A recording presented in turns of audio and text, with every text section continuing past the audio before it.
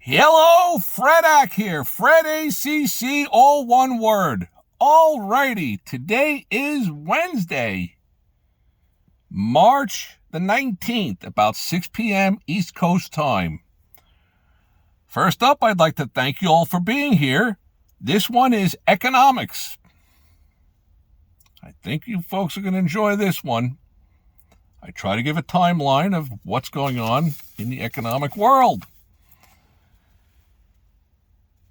I'd like to thank you all for being here. XRP at about $2.50. This is going to tie into XRP and the crypto world. But for the good or bad of it, Fredak has got notes. Please subscribe, hit the likes button, the don't likes button, ask any questions you might have, smash it, whatever you got to do. Alrighty, so it is Wednesday, 6 p.m. East Coast time. As I've stated before, why does Fredak mumble all this? So that no one can go back in time and look at my postings and say, hey, he comes out with it after the horse wins or after the game, a stupid bowl, a Super Bowl, whatever, or this XRP or the stock, this, that. No. I put it out there for you guys beforehand. Alrighty, let's look at the notes here. Let's get this started here. This is economics. Why are we where we are at? This is my opinion. We are in the perfect storm. The perfect storm has been created. It's taken 25 years, but this is all coming to ground zero. Okay. The perfect storm. So, let's just say you scrape together a whole bunch of broken desks and wood and this and that, and you create a bonfire. Wonderful. You're going to have a bonfire. So you start the bonfire, big pile of wood, and it all burns. Once that wood all burns down, there's not much left. Not much left of your bonfire. It's going to need more wood. That's the analogy that I'm going with. I go with these analogies to try to transpose the ideas that are in Fredak's head over into your head. These are not financial advice, just the ideas swirling around in my head. If I can move the learning curve for some of you, I have accomplished something. And hopefully some of you get rich along the way. So we have the bonfire, big pile of wood. No. If you don't add more wood, fuel to the fire, it's over. It's the same thing for the economy. I'm using that analogy to carry over the bonfire to our economy. The global economy. So the fire started in the late 1990s. There's always been boom and bust. You can go back to the tulips of the 1600s in the Dutch. And on and on. There's boom, there's waves up, waves down. That's the way human beings operate or are infected or whatever the right word would be. I'm not sure. But okay. As for the economy, the fire started in the late 1990s. It was fueled by the larcenous, lax NASDAQ rules. They created an inevitable bubble, the NASDAQ bubble. I have actually posted something on this. I don't remember the title of it, but you'd have to go and look. It explains all about the chop and all about the boiler room brokerage firms that were out there and the illegal. That wasn't illegal. It was legal activity. Legally swindling of the public out of their money. But legally swindling people out of their money has gone on for thousands of years, and it's probably going to continue. Which is why I'll get into the XRP thing right now. The XRP thing, all of us little people have the opportunity to line up with something that the institutions really don't want us to be involved with. They're getting involved. Why is this XRP not moving more than what it is? Well, let's see now. Why would I pay $15 for something that I can buy at $2.50? That's where XRP is right now. I'm not going to chase it up if I'm the big institutions. I know that there's a billion every month that are being released out there. There's many more billions to come. My thinking way back when, year and a half, 2 years ago, when I got involved with XRP and when I started to give it out on here with generational wealth, was the fact that at a certain point, the amount of XRPs that are going to be released are not going to be released anymore. They're all going to be out there. It's all going to be saturated and all owned by somebody. If you really think about it, you got all these big name stocks and small name stocks. Well, let's go to big name one like Amazon or Microsoft or IBM. They have tens of millions of shares out there. All of the shares are owned. Somebody owns them. It's not like there's ones over here that nobody owns and we're going to release them. But with XRP, there's ones that are still being released. That's going to be happening for the next 3 years. But as they keep releasing each month, there's less and less out there. The balance of power is going to be changing. And with that balance of power changing, that is when this is going to start to get very, very interesting. Still, I do say at $2.50, this might be one of the last opportunities. Choo, choo, choo, the boat is leaving. How are you going to grab 800 of these or 8,000 of these or whatever amount at $16? It ain't going to happen. Too much quid to lay out. The institutions will be fine with that because they'll be squeezing you out. Just had a pop-up a couple hours ago on a blip of news. It's great. And of course, it was met by quick sellers.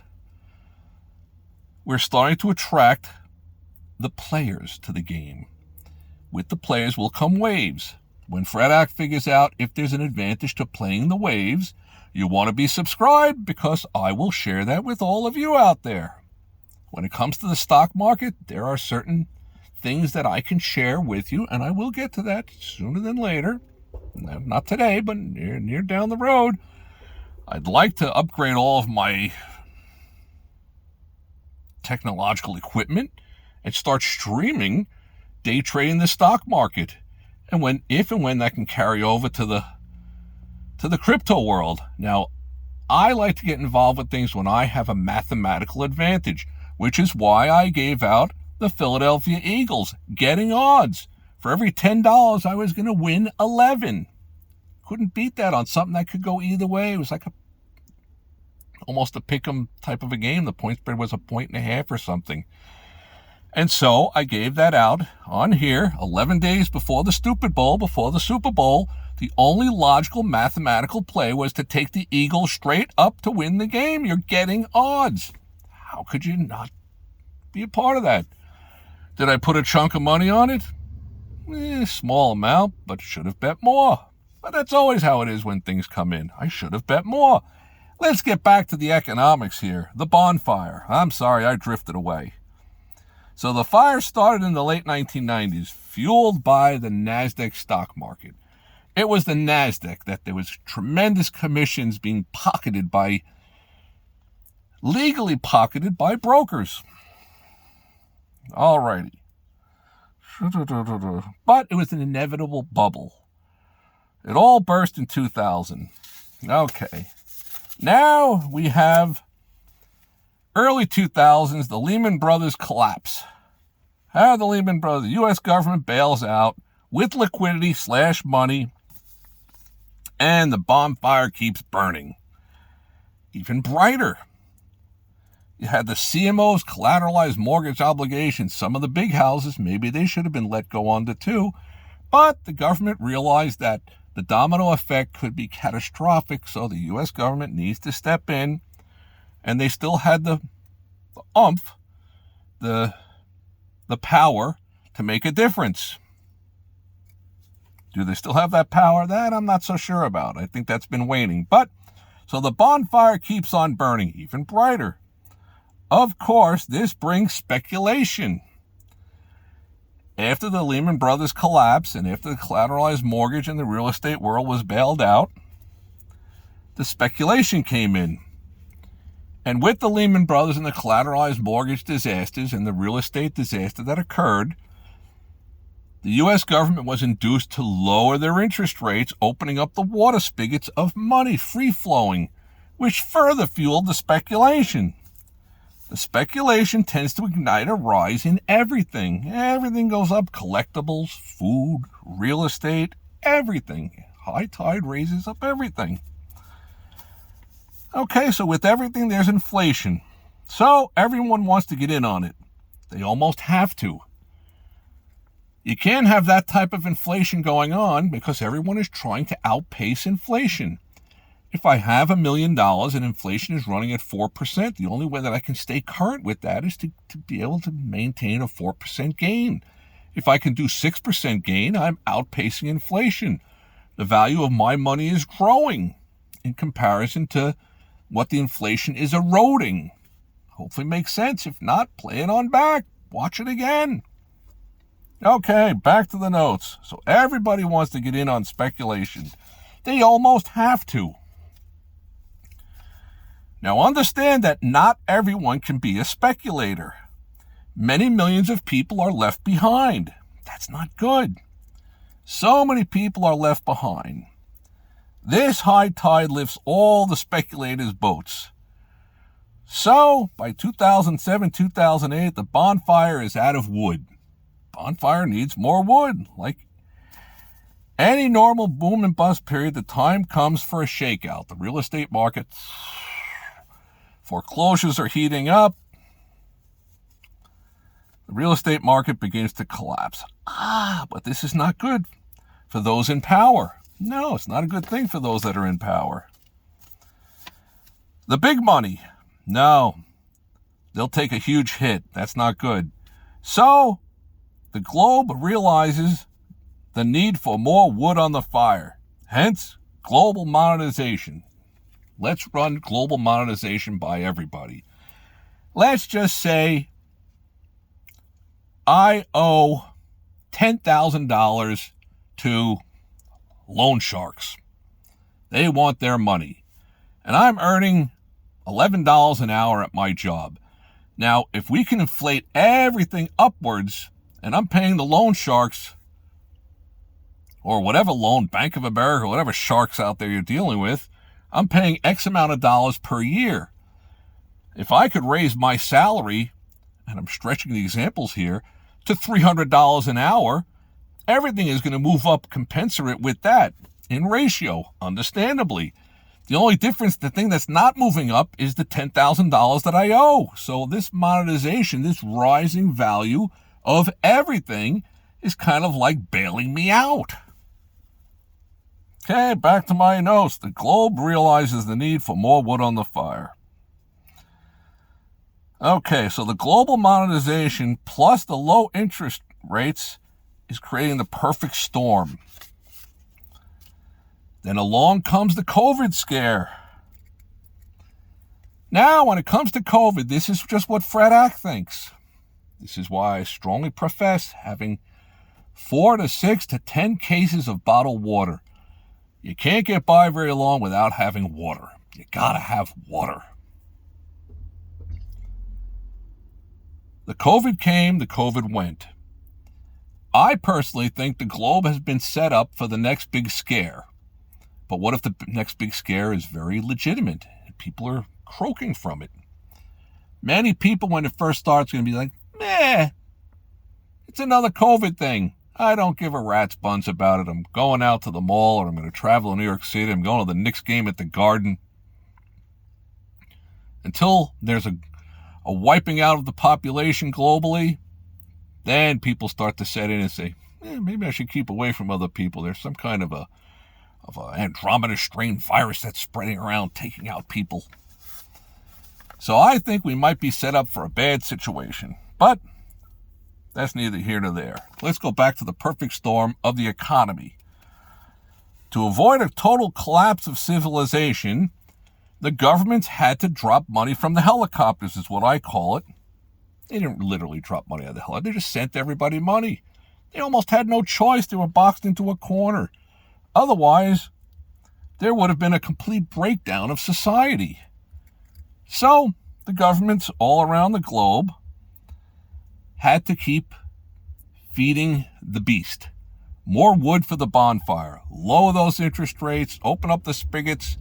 More money for everybody. So what ends up happening? Everybody's a speculator. Everybody's got to get in on it. Hey, I can buy this. I can flip it.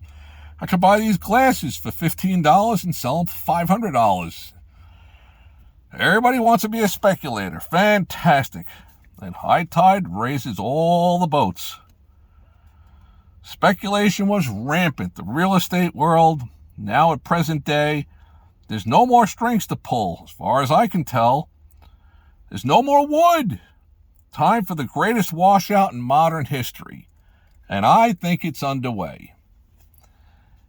Now, what do I also believe? I believe that from this washout, there's going to be some kind of a realization of going over towards XRP. Why do I think that?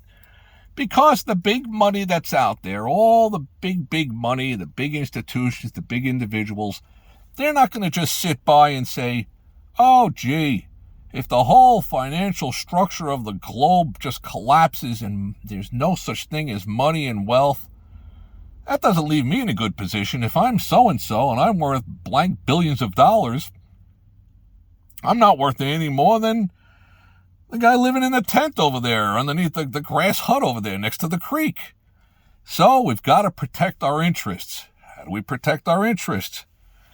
I personally believe it's got to be something that's going to be the modern, what's going to emerge from the bonfire, from the phoenix, what is going to rise up.